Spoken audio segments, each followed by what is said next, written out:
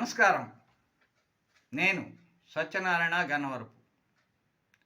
ఈరోజు విషయం, మనిషి జీవితంలో ఎదురయ్యే ఒడిదుడుకులను ఎలా ఎదుర్కోవాలి అనే దాని గురించి వేదాల్లో చెప్పినటువంటి మార్గం గురించి మనం చెప్పుకుందాం.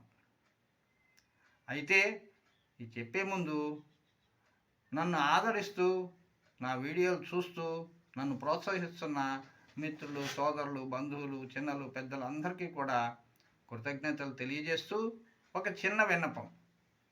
వీడియోని పూర్తిగా చూడండి.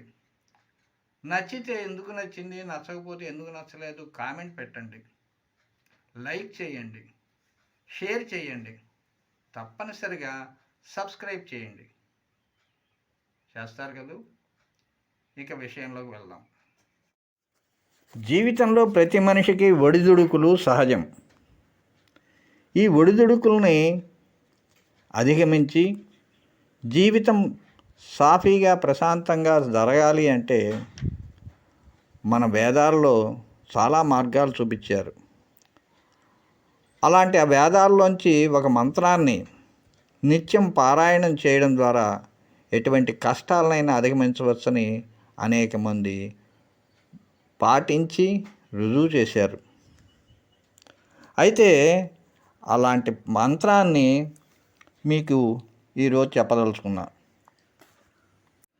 ఈ మంత్రం అగ్నిదేవుని కీర్తిస్తూ ప్రార్థించేవిగా ఉంటాయి. ఋగ్వేదంలో అనేక చోట్ల ఈ స్తుతులు కనపడతాయి. తైత్తరీయ అరణ్యకంలో ఇవి సంకలనం చేయబడి దుర్గా సూక్తం పేరిట వరలుతున్నాయి. ఈ దుర్గా సూక్తం కొంచెం నిడివి ఎక్కువ కాబట్టి 5-6 భాగాలుగా మీకు అందజేస్తాను. ముందుగా మొదటి భాగంలో చెప్పేది, ఓం జాతవేదసే సునవా మతో మమరాతి యతో నిదహాతి వేదః సనః పర్షదతి దుర్గాణి విశ్వా నావేవ సింధుం దురితాచ్యగ్ని. ఈరోజు ఇంతవరకు చూద్దాం.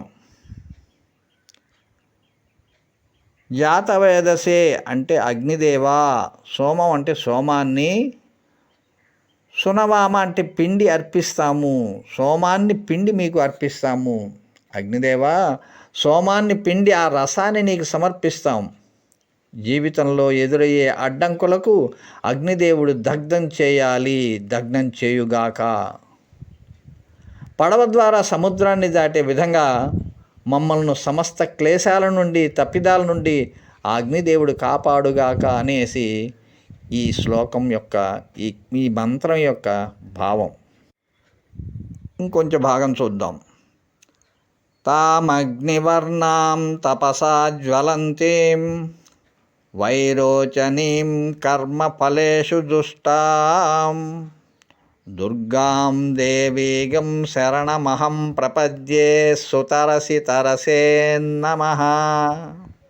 దీని భావం, అగ్నివర్ణం సంతరించుకున్నది, తపస్సు ద్వారా ప్రకాశించేది, భగవంతునికి చెందినది, కర్మ దాని ప్రతిఫలాలలో శక్తిగా నెలకొన్నది అయిన దుర్గాదేవిని నేను శరణుజొచ్చుతున్నాను. దుఃఖ సాగరం నుండి మమ్మల్ని తీరానికి చేర్చే దేవి, మమ్ము కాపాడు, నీకు నమస్కారం. ఇది ఇంకా ఉంది. ఈ మొదటి భాగంలో ఇంతవరకు తెలుసుకుని దాని భావాన్ని కూడా చెప్పుకున్నాం కదా. దీన్ని నిత్యం పారాయణ చేయండి. మిగిలిన భాగాలు చెప్పేలోపు వీటిని మీరు చదవడాన్ని బాగా అలవాటు చేసుకోండి, బాగా అభ్యాసం చేయండి. అది నోటికి బాగా వచ్చినప్పుడు తర్వాత మొత్తం కలిపి చదువుకోవడం చాలా తేలికవుతుంది. ఈ సూక్తం, దుర్గా సూక్తం మీకు కావాలంటే నెట్లో కూడా, యూట్యూబ్లో, గూగుల్లో దొరుకుతాయి. అది డౌన్లోడ్ చేసుకుని చదవడం అభ్యాసం చేయండి.